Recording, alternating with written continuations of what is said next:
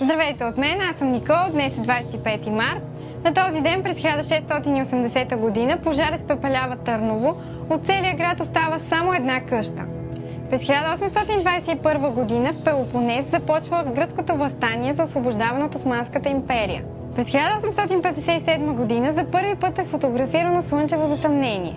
През 1957 година с подписването на Римския договор от Западна Германия, Франция, Италия, Белгия, Нидерландия и Люксембург е създадена Европейската икономическа общност.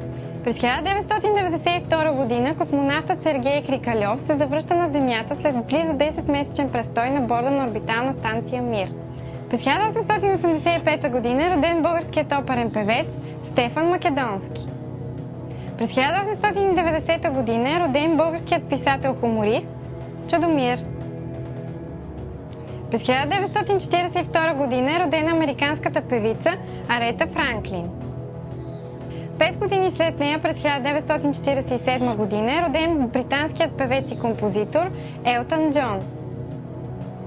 През 1965 година е родена американската актриса Сара Джесика Паркър.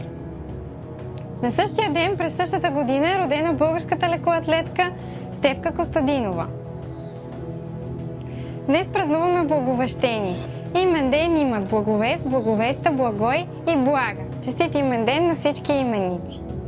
Това беше всичко от нас за днес. Ако сте харесали нашото шоу, не забравяйте да се абонирате за каналите ни в Vlogbox и YouTube, да харесате нашата Facebook страница и ако сме пропуснали да ви кажем нещо важно и интересно, го оставете долу като коментар. Чао, до утре!